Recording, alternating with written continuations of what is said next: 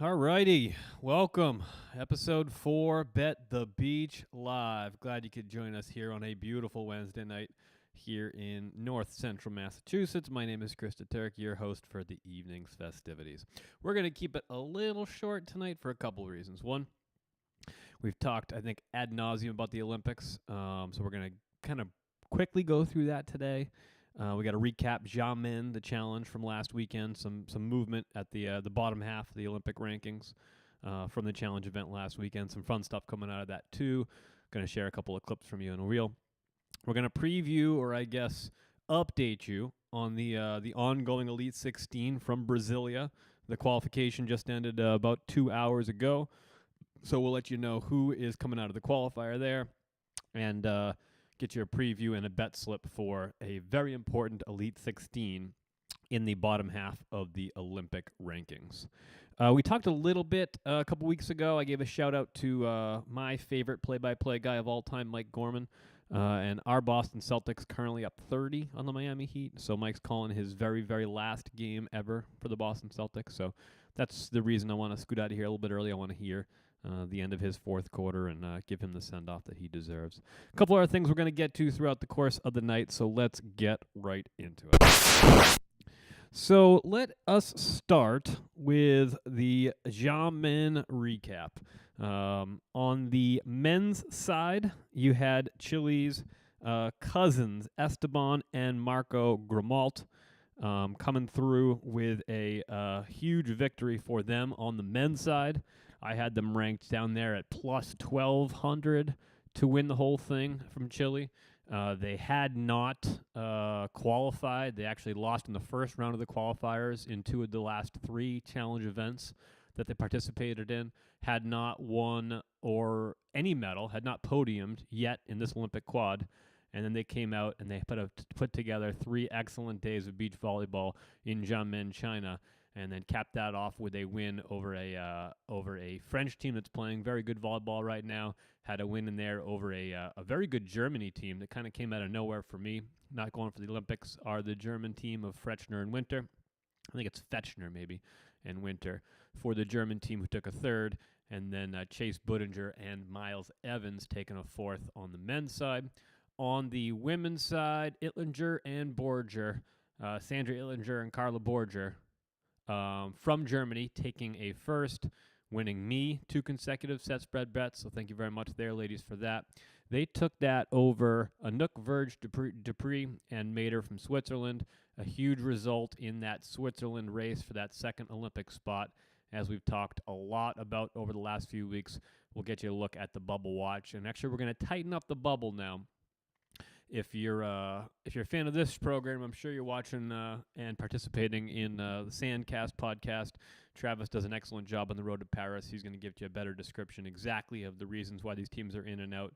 But really, right now, where we're only a few events away from the cutoff, we've really narrowed it down to like 4 or 5 teams on both sides that have a chance at this point to qualify. So the bubble is starting to shrink on both of the men's and the women's side.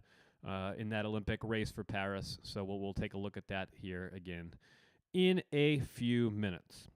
Let's switch over and take a look at some of those victories for and the women, and we will start on the men's side with Marco and Esteban Grimalt, the cousins, winning that match over the French team of Youssef Crew and Arnold Gauthier-Rapp. Esteban's serve is a good one. It's an ace, and Chile do it.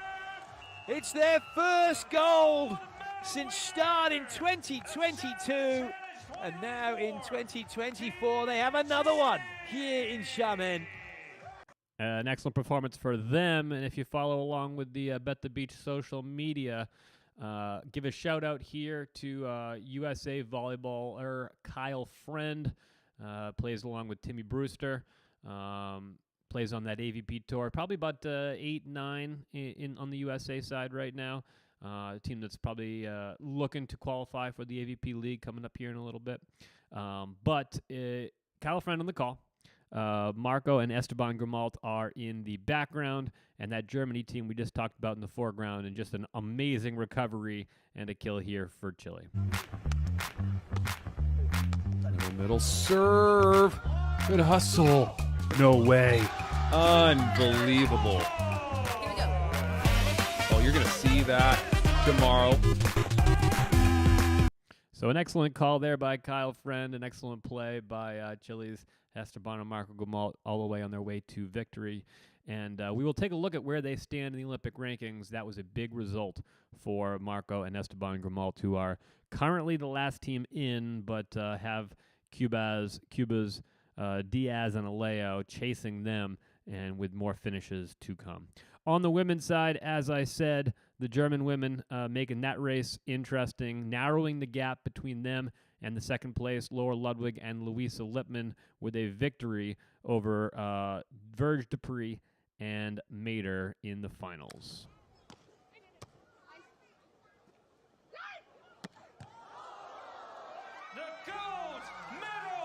It's done, it's dusted, it's Germany who take gold. And it was a very, very competent performance, wasn't it? Fabulous work in the end from Germany.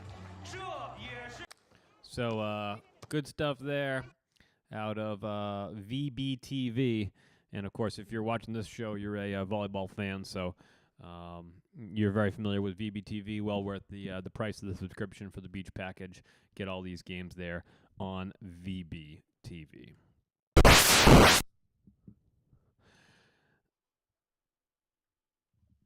Coming up next, we are going to take a look at the Olympic update. So, here's where we stand. On the women's side, as I said, I tightened that bubble up. We now have 1, 2, 3, 4, 5, 6, I guess technically 6 teams in that bubble, where Andressa and Vitória from Brazil are well out of it at this point. Some movement there right on the edge of the bubble. Sarah Pavin and Molly McBain from Canada with a good result there in Xiamen, adding 160 points to their total, up to 6,540 points, 15 tournaments played. They are now the last team in on the women's side. They are the 17th team, and they, as of today, would qualify for the Olympics. They pushed out Finland, who did not get a usable result in Xiamen, and Spain's Lily and Paula adding 800 points to their total, now only 60 points trailing Sarah and Molly. Working our way down there, Thailand lost me a little bit of money on a couple of bets there, but not their fault, I guess. 160 points trailing. The Klinger sisters from Austria, they are 800 points out, or 320 points out, I apologize. They gained 800 with an excellent result there in Xiamen. And then Poland, Czech, and Heather Bansley and Sophie Bukovic from Canada still have one result to add. They added 960 points. Is that 460 or 960? 460 points in that last tournament, and they still have one to add here. So I cut the line off just below them. I think it's probably an outside shot that they're able to catch up with Sarah and Molly, but we'll see if they can do it here over the course of the last 3 results. On the men's side, we are down to 3 teams, or I guess 4 teams for 3 spots, in my opinion, for that last spot in the Olympic race. Actually, you know what? I'd like to go back 1 second here. A team that we got to keep an eye on now, and a team that's been dropping in the rankings because they have not been playing, is Australia's Clancy and Mariafe. I believe they podiumed, I think, in Tokyo just recently in the last Olympics. They're now your 14th team, but they are only 800 points above that cut line right now. I don't think they're going to get overtaken, but seeing them dropping from not playing, it's been kind of interesting to see, and it's something to watch, I guess, over the course of the next few weeks, where they end up. We'll take a look at the entry list for Brasilia, but I do not believe they're on that either. I think they're using this time to get right. So I think they're going to be safe, but they're going to be right in that cut line. But they're going to be a dangerous team come come Paris here in a couple of months. As I was saying, on the men's side, we are down to 1, 2, 3, 4 teams for one spot. Right now, Chile had a huge result there, getting that first in Xiamen. They did qualify earlier today, so they will be playing in the main draw of the Elite 16 starting tomorrow morning from Brasilia. Added 400 points to their total. They are currently sitting there at 7,080 points, and they are the last team in on the men's side. However, and Travis Merwider of Sandcast and his Road to Paris, go check that out on YouTube, Road to Paris from Sandcast. Cuba's Diaz and Aleo are 40 points behind, and they only have 11 results. So where if you have 12 or more, every time you get a result, you replace a bad one. So your opportunity to make big jumps is reduced. And then when you're adding up to 12, you have opportunities to make big jumps. So now Diaz and Aleo, who I believe are direct into the main draw in Brasilia, we'll see that here in a minute or two, they have the opportunity to take a big jump here. So really it's Diaz and Aleo that are in that, catbird seat, and it's the Grimalds from Chile looking to overtake them. It's Seidel and Pristaus from Austria, 580 points back, and it's with an outside shot there, Matthias Berntsen and Hendrik Moll from Norway, Norway's second team, currently 660 points out. One thing I will say, reading between the lines, if you listen to Sandcast and the Road to Paris, it does look like Tri and Kame are going to call it quits on their race. They're currently 1,280 points behind the second team in the USA, which is Trevor Crabb and Theo Brunner. They did not go to Xiamen. They did not, I don't know if they didn't qualify or if they chose not to try to qualify for Brasilia, but Tri and Kame, I think that Olympic race is coming to a close for the USA's fourth team. And it's disappointing for me. I'm a big fan of Triborn. When the two of them got together, if you look back on social, I was very high on the pairing. When you looked at my first bet slips for odds to make the Olympics, come, 15, 16 months ago, I think I had Tri and Kame as the number 1 team out of the USA. And then they ended up at the number 4 spot. And, outside looking in and a whole step outside looking in that 4 spot for Tri and Kame. So I think disappointing, I would say, for them. I was really hoping for Tri, hoping that the move with the Kame Shock switching partners was going to be a productive one. And it's tough because he left his partner, Trevor Crabb, to pick up Kame Shock. Kame left his partner, Theo Brunner, to go with Triborn. And it's Trevor Crabb and Theo Brunner sitting there in that second spot for the USA, qualifying for the Olympics right now, 7,860 points. As of right now, they are in. And Miles Evans and Chase Budinger are out at the moment. They did add a good chunk of points. They took that 4th in Xiamen. They're now 200 points more than what they were a week ago. They are now trailing Trevor and Theo by only 400 points. So this race is not done and dusted, as you would hear on volleyball commentary, the great commentators over there. This race is very much still in play. Chase and Miles direct into the main draw in Brasilia, whereas Trevor and Theo had to go through a qualifier today. They did come out of that qualifier. They will be playing tomorrow in that Elite 16 main draw, but another big tournament for the two of them with some opportunity to either gain some ground for Trevor and Theo or an opportunity to cut into that 400-point lead for Chase and Miles. So that's what the Olympic standings look like at the moment. Let's move on to today's qualifier recap. So in the Brasilia Elite 16 earlier today, second round of the qualifiers, you got to win 2 games to make the main draw. Switzerland, Esme, and Zoe winning in straight sets over Austria's Klinger sisters. An important one for them because as of a couple of days ago, Zoe Verge Dupre, her sister Anouk, overtook them and currently have a 40-point lead in that Olympic race over her sister. So Switzerland needed this one, needed to get into that main draw, needed an opportunity to gain some ground. They are currently the 3rd team fighting for that second spot in Switzerland, so an important win for them.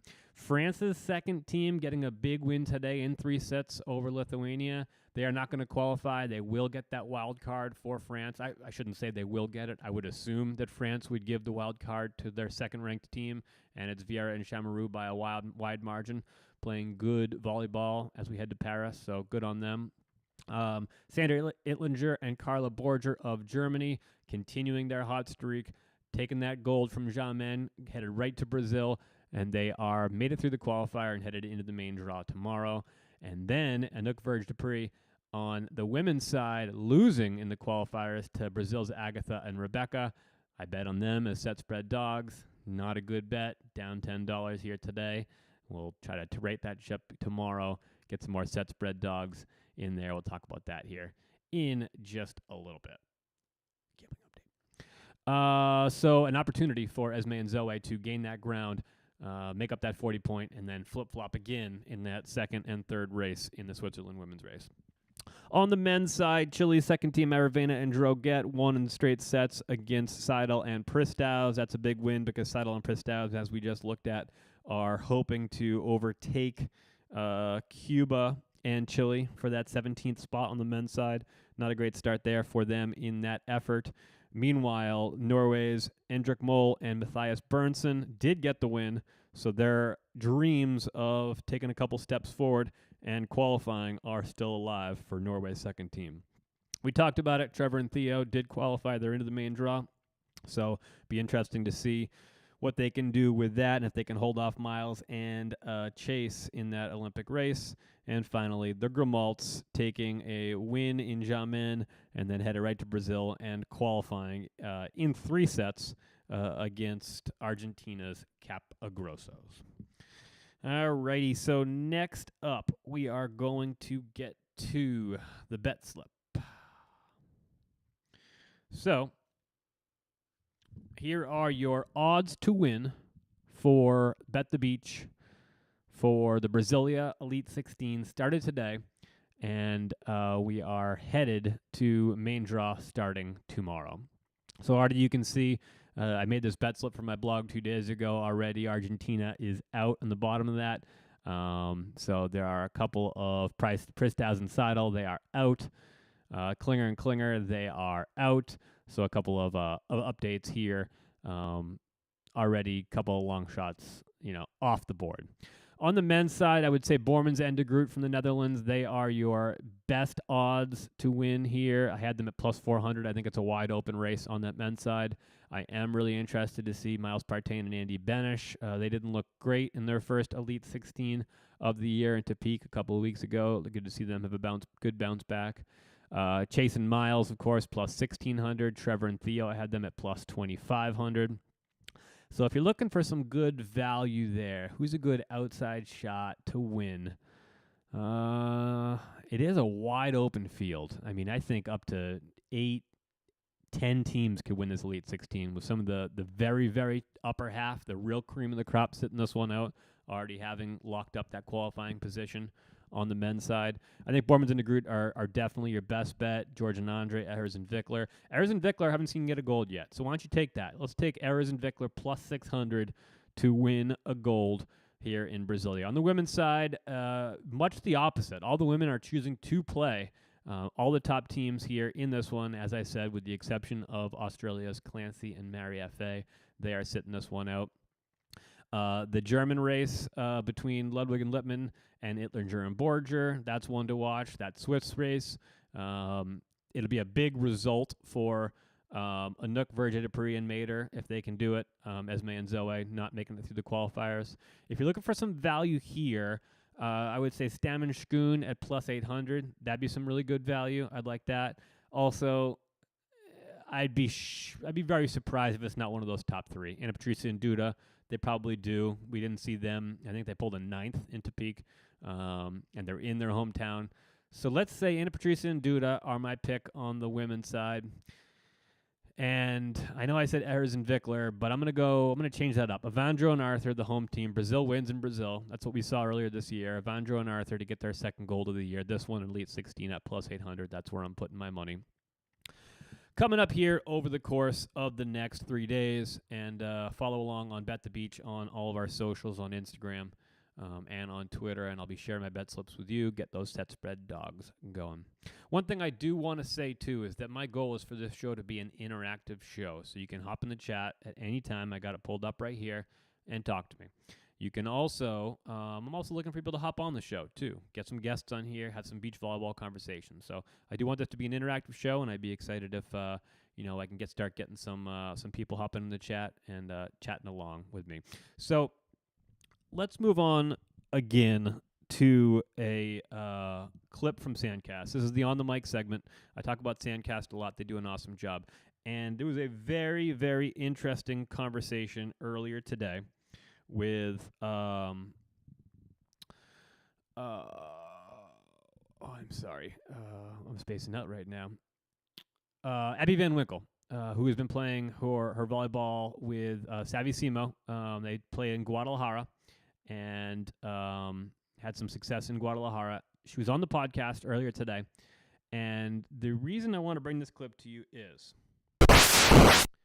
Travis Merwitter made a comment about the Olympics. And are the Olympics good or bad for the sport?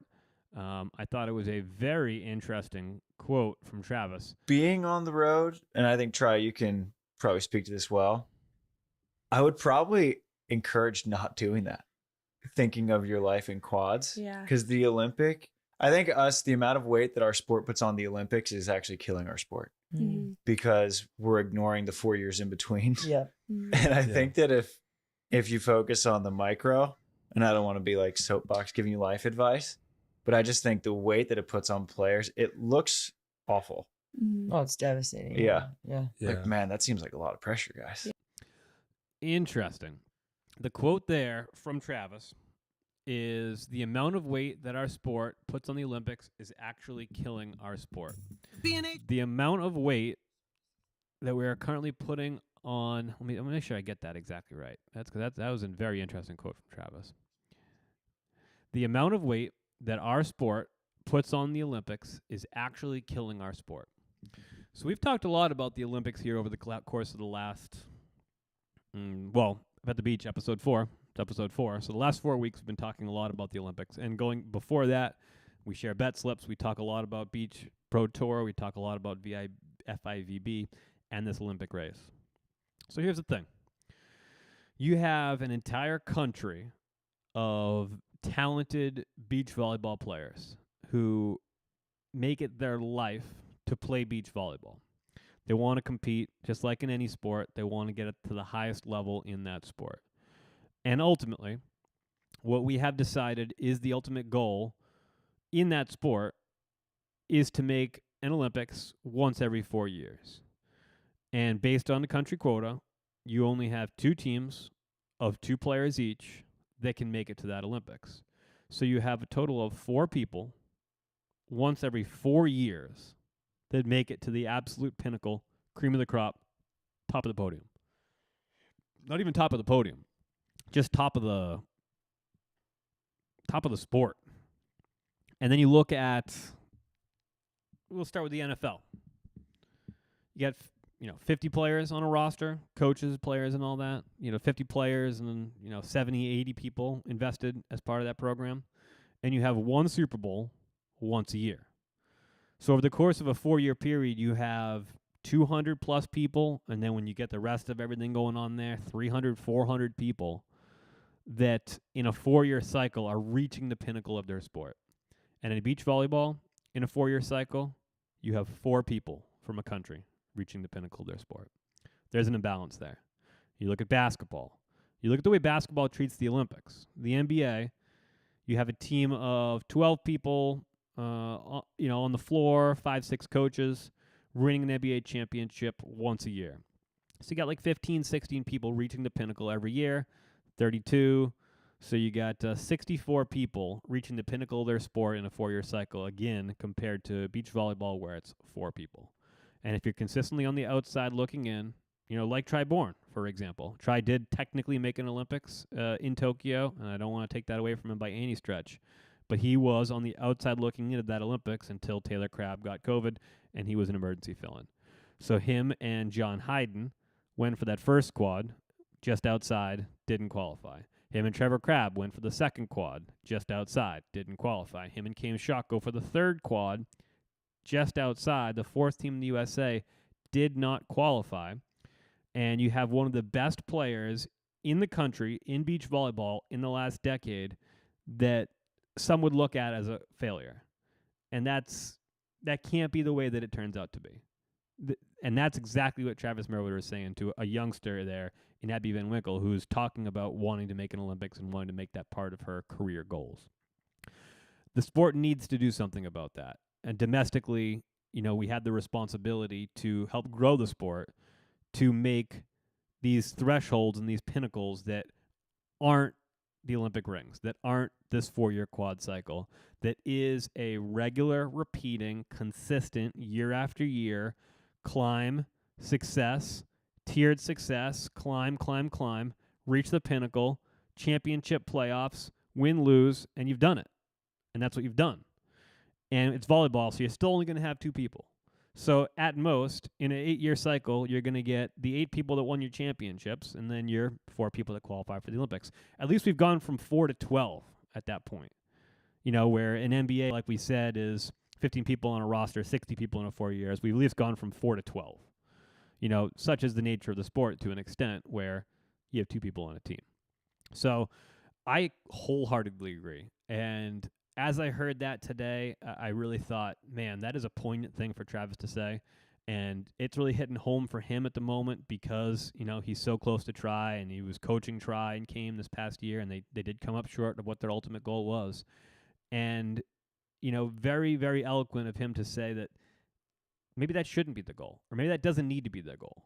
And we've talked a lot, over the course of the weeks, the months, and the years about, our issues with the AVP and how the AVP is run and the inconsistency of the AVP. Well, I think it starts there. I think it starts domestically with a good, viable domestic league that's consistent and that provides a climb to a pinnacle, a championship, and a conclusion, and an opportunity for your domestic athletes in the sport that we all love to reach that pinnacle on a consistent basis year after year, so we can keep that Olympics as a side thing. It's still important. It still brings a lot of eyes to the sport we love, but it doesn't make or break the careers of, these great beach volleyball players that, some might consider a failure because they never put on that, Olympic, robe and walk in that ceremony.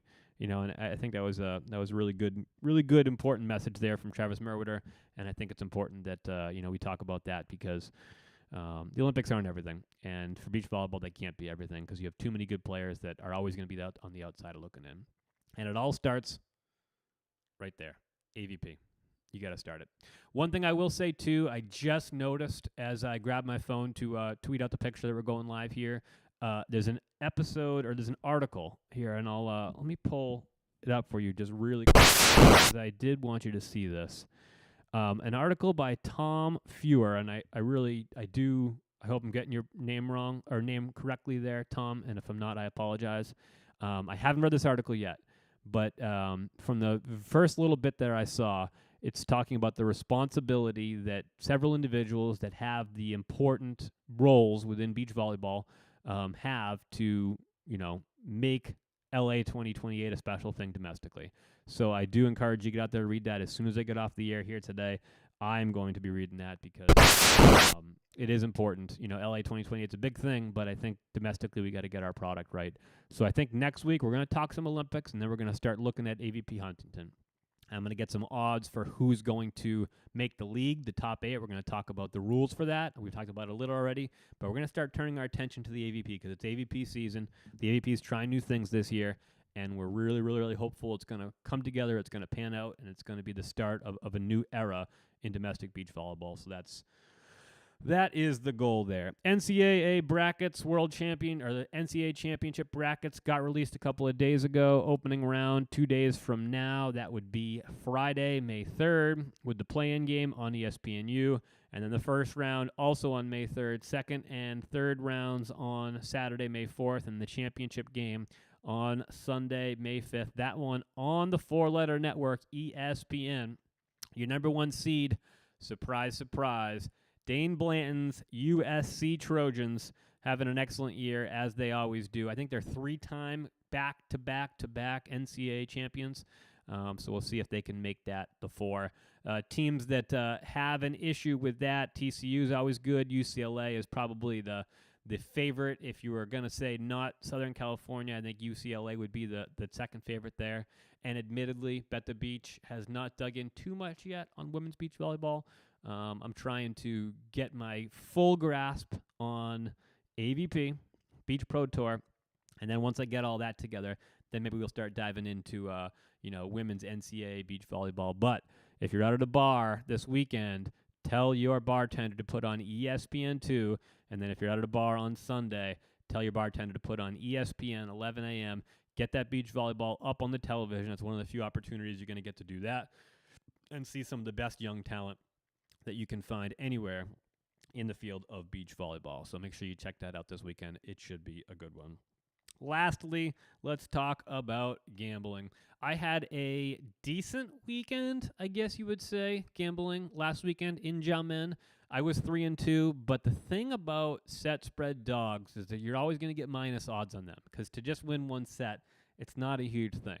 So I got to start looking at profitability also. Just because I win more than I lose doesn't mean that I'm making money here. So what happened is I went 3-2, and I ended up only up $5 from where I started the weekend. So hey, I'm not in the red, but looking at the odds, like that minus 300 odd only nets you $3. You risk 10 and you only win 3. It's not the best thing in the world. But Ittlinger and Borger of Germany winning me 2 consecutive bets there, and I bet my first sets bet favorite, which is currently my best profit margin. So what I did was I did a little more analytics on it, so you can see there what I'm getting for win percentage. Set spread favorites are 100%. I've only bet 1, so still limited sample size there. I did get a couple extra losses on set spread dogs, but I'm still more wins than I am losses there. I have netted a total of $8.56 above what I invested in. I've risked $90 and I've made $98.56 on set spread dogs. That's a 9.51% payout percentage, and my best payout percentage so far has been on that set spread favorite, but it's only one bet so far. Overall, betting analytics so far through 2 tournaments, I've won 8, I've lost 6, I've won 57% of my bets, I've risked $150, I've won $152, I am up $2.89 so far, at least I was before I bet earlier on some set spread dogs and I lost it. So right now, Bet the Beach in the red by about $7, but it's going to be a fun day gambling tomorrow and through the weekend on that Brasilia Elite 16, and we will make sure to get you all the updates from my gambling learning experiences here on beach volleyball. That'll do it for us today. As I said, I'm going to go turn this off and watch the legend Mike Gorman call his last few minutes of the last Celtics game of his 43-year career. Check out VBT over the weekend, Brasilia Elite 16. All right, what you're watching here, just a reminder. You're watching Cuba and Chile on the men's side because right now Cuba technically is in the catbird seat, even though Chile has the 17th spot. You're watching Chase and Miles. You're watching to see what they can do and watching to see what Trevor and Theo can do because those two could flip-flop as well. So those are really the 2 important things to watch on the men's side. On the women's side, you're watching to see what the Swiss second team can do in Verge Dupree and Mater, and then you're watching to see what the Germans do between Laura Ludwig and Louise Lippmann and Ittlinger and Borger for the German women. And always Miles Partey, Andy Bedish, see how they're doing, see if they can get back in the win column or at least playing some good beach volleyball. Again, that'll do it for us. We appreciate you. Reminder, Bet the Beach Live is live every Wednesday night, 9 p.m. Eastern, 6 p.m. Pacific, right here on our YouTube channel. And you can follow along on any and all of our socials, Instagram, YouTube, Twitter, TikTok. It's at Bet the Beach. Have a good night.